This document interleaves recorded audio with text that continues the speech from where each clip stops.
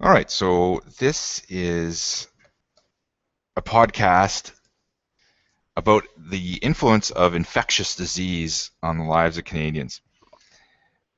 And there's no worksheet for this. I'm just going to deliver a lecture, and hopefully, this will help you practice your lecture note taking skills for first year university.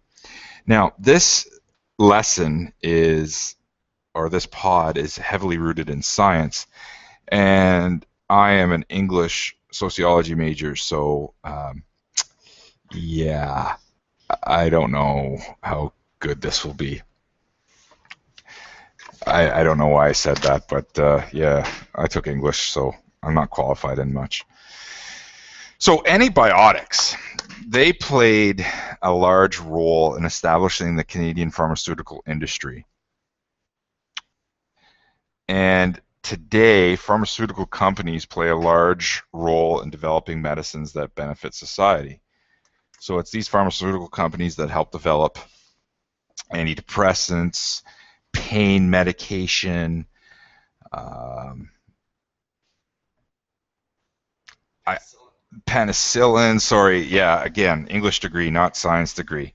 But these pharmaceutical companies are very rich, have a lot of influence, and dictate a lot of our healthcare policies in Canada.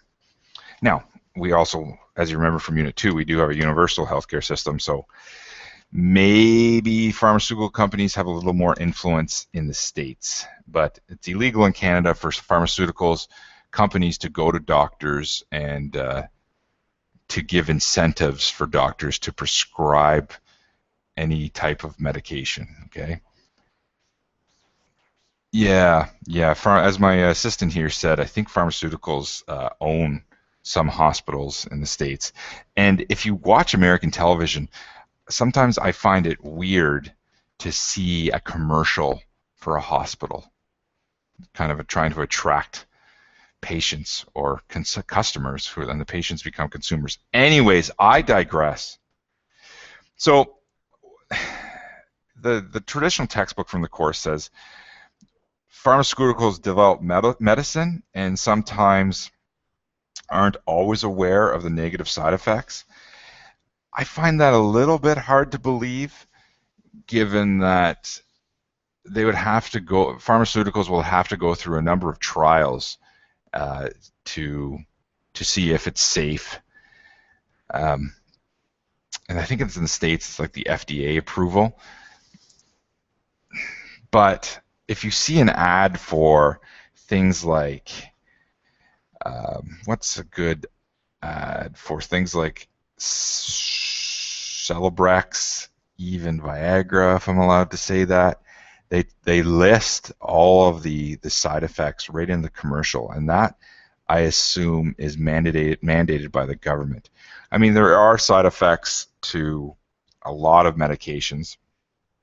So the medication that I am on for anxiety causes dry mouth, causes excessive sweating, and I do not need any extra help sweating, but it causes that, and different people are going to react differently to different medications. So um, the textbook publishers would like the pharmaceutical companies to pay more attention to the side effects. And when they release the drug, we know the impact of the long-term impact or the long-term side effects, or are they just looking in the short term? Now, some have suggested that the overuse of antibiotics like penicillin, like sulfadrug, has led to resistance of some bacterial strains. So this is what's caused these superbugs, that we've used penicillin, we've used antibiotics too much, and that our bodies have kind of morphed into a state that we've become resistant to these bugs. And some people suggest this is why anaphylaxis has been caused, has it been because of this influx of antibiotics. Other people say, and these are just theories, that anaphylaxis has been caused by a society that's too clean. So as early on as children, we're not exposed to the same sort of germs and dirt early on, and that we're learning to we're not being exposed to this bacteria at an early age. It's too sterile an environment.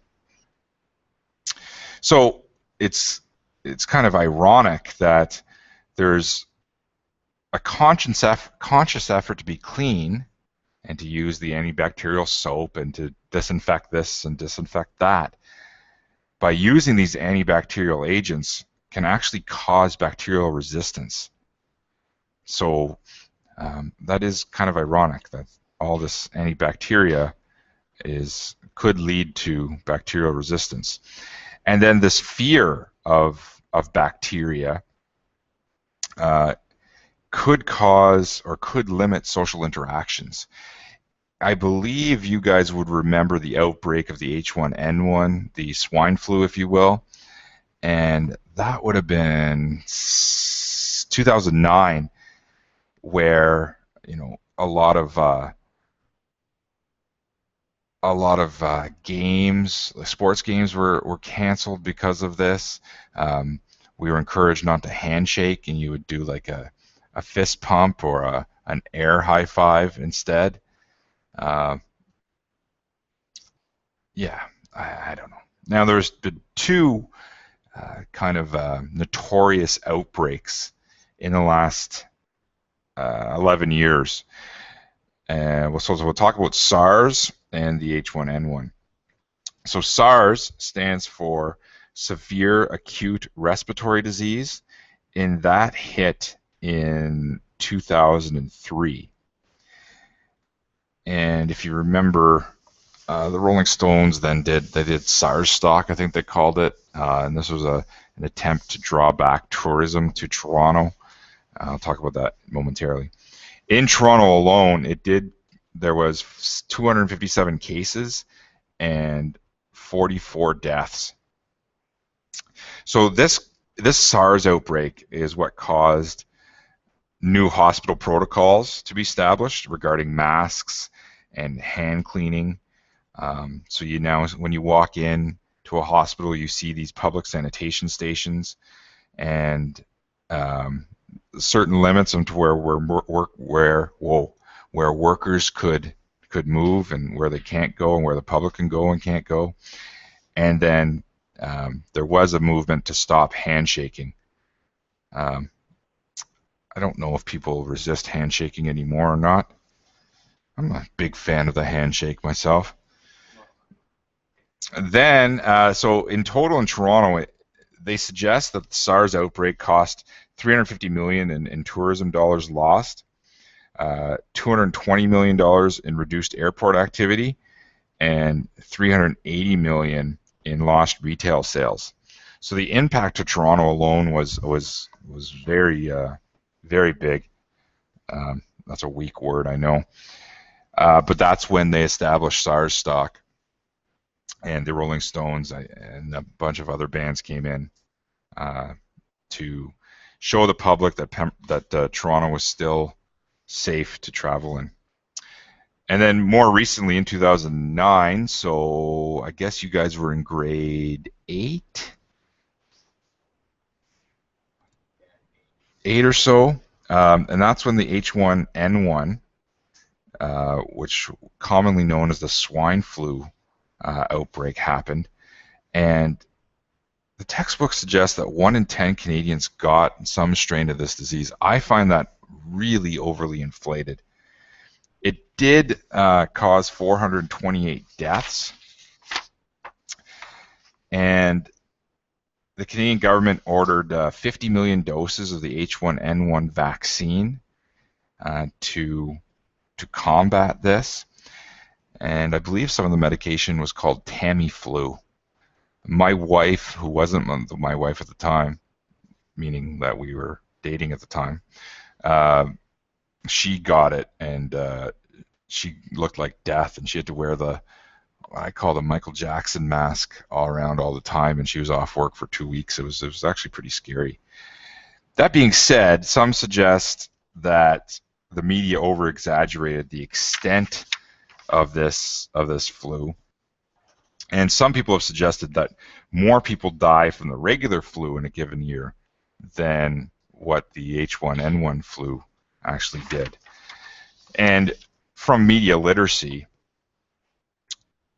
fear is used as a attention-grabbing device, not only to sell products, meaning you better wear deodorant because if you stink, you won't have friends, but they also use it to attract you to the news, saying, well, this flu could cause you your life or your family, or they use this kind of fear tactics to draw you to their news source. So that is the pod on infectious disease.